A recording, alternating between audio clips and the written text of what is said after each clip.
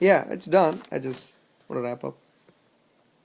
Um, do you think learning another sport in addition to tennis, let's say, for example, my kid loves to play tennis and he does play chess and he has learned to swim now, but can one person enter into one kid example enter into more than one sport competitively, not just learning another sport and playing for fun, but playing two sport or three sports competitively?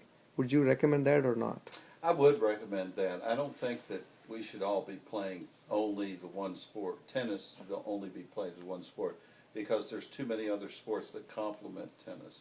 Soccer complements it. I didn't play soccer, so I don't know how much it complements it because some people say that a lot of times there's slower movements with your feet in soccer as opposed to always real quick movements. I don't know. But I know that, for example, the good players of yesteryear played in America and South Africa and Europe. They all played other sports. South Americans played and Europeans played soccer a lot. Kevin Curran, my partner down in South Africa, he was a good golfer. He was a good cricket player, and because he had a cricket shot, he had a great two-handed forehand at one time, kind of like a cricket shot. Basketball, which is what I played, was invaluable to me in footwork in tennis because I wasn't a real quick guy, and basketball helped me be a quick player. Just developing those tools in basketball transferred over into tennis so nicely. And I'm not so sure about swimming because swimming and tennis actually use antagonistic muscle groups or muscle groups that aren't the same. And so it was crazy that at University of Texas the swimmers were national champions, but they'd go out and play tennis for 2 hours and they'd be so sore the next day. And these were guys that trained at 5 o'clock in the morning for 2 hours before they went to class. And but the muscle groups were so different. So I think it has to be specific to complementary sports. For example, tennis is a very fast twitch game with fast twitch spurts and anaerobic type exercises that do not use oxygen. So I would think that it's better if you're playing another sport, and also that you're not playing tennis every day of the year so that you get tired of tennis. Okay. Do you recommend kids to stick on like Soumya to stick on this vegetarian diet? Do you think he stands a chance later on when he competes with real players who are eating and other meat products, but he's not going to get those? Would you recommend a change of diet at some time, or?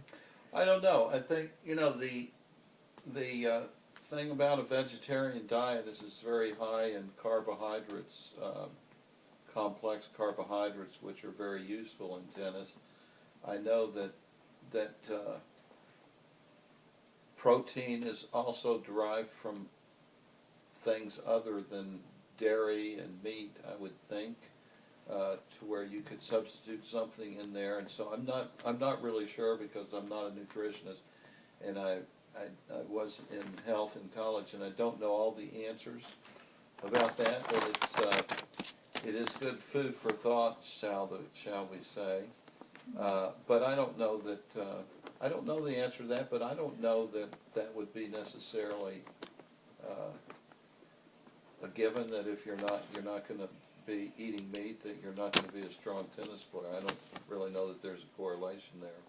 Now, have you personally? Let me turn the tables and ask you. Yeah. Do you have any knowledge on that? Because I know you've asked that query before online. Yes, I have asked this question to Scoop, and he gave me an answer. He quoted me at least two examples. In the case of women's, he said Chris Evert was a vegetarian when she won some Grand Slams. I don't know, though, whether she was a vegetarian all along or she changed and became a vegetarian in process of being a champion. I don't know that.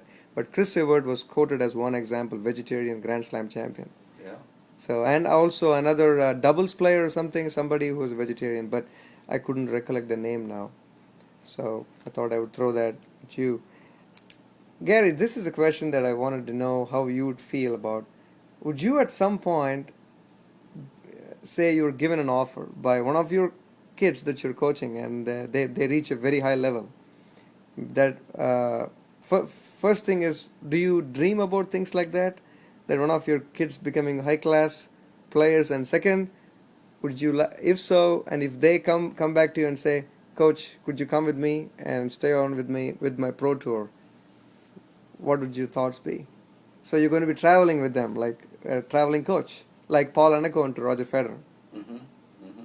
Well, I don't really have an answer for that. Do I dream about it happening? No. I mean, I think it would be nice, and I often talk to a lot of the children about, when they really want to go to Wimbledon, they want to be great pro tennis players. I would never squelch that ambition, and we'll put it like this: when the first one gets to that level where it looks like they're going that way, I will definitely keep it open for suggestion, because there would definitely not be anything tying me down from doing that. A box will be waiting for you, Coach. Oh, that's great. Thanks a lot, Gary. It was really enjoyable session with you. I'm just looking at my list, and this is one last question for Scoop. This is for Scoop Malinowski's sake. Scoop, this is for you. Yeah, Scoop, this is for you. Gary, do you watch boxing? Because Scoop is a big fan of boxing. He in fact, today I read his biofile with Guillermo Vilas.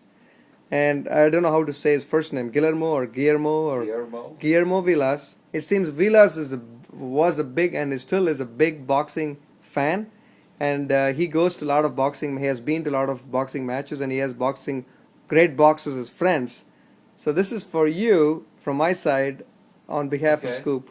Yes. Do you like boxing, and do you watch at all? Oh yeah, well, love boxing, and grew up in Louisville, Kentucky, when Cassius Clay was fighting Sonny Liston in 1966, and I was a 10-year-old, not much older than Soymeon, your son, and the greatest fighter in the world was coming right out of downtown. And I love watching boxing because of the impeccable footwork that it takes, and stamina that it takes, but especially the footwork. And if you see the way these boxers train, if I could make myself a better coach, it's what I would do, is get them into a hot room like the boxers had, and make them jump that rope and move their hands around and do some of the technique drills in boxing that Scoop probably can tell you are second to none in terms of training for sports. Very difficult, very arduous, very taxing, and I think if there's anything that a tennis player could do without the aid of a tennis coach or a tennis court or tennis balls or tennis racket, would be to get a jump rope and learn how to jump rope like these boxers, because it's incredible how quick they have become from that specific training, which really should be part of every tennis practice. And I don't make my kids jump rope, so. Any favorite boxers? Well, Muhammad Ali, right out of Louisville, Kentucky, is kind of all of our favorites. But I had a friend that I went to high school with, whose dad was a champion boxer here in Louisville, and Muhammad Ali looked up to when he was still Cassius Clay, that drowned in the Ohio River 3 miles from here, saving somebody that couldn't swim, that got into a panic and took him under. But he was going to be he was kind of one of the great Golden Glove boxers here in Louisville that came up, where actually there's several boxers from Louisville that came out in addition to Cassius Clay out of Louisville in this, and Rudell Stitch was the name of one of them that could have possibly been a great champion as well. Great. Thanks a lot. We conclude the biofile with this. Thank you. And thank you for letting me talk a little bit. It's a pleasure to have your biofile, and we will stop with this. And I know we might have missed one or two questions here, I think, but we covered the majority of important questions that both Scoop and I would love to put it in the website pretty soon. So thanks a lot again, Gary. Thank you.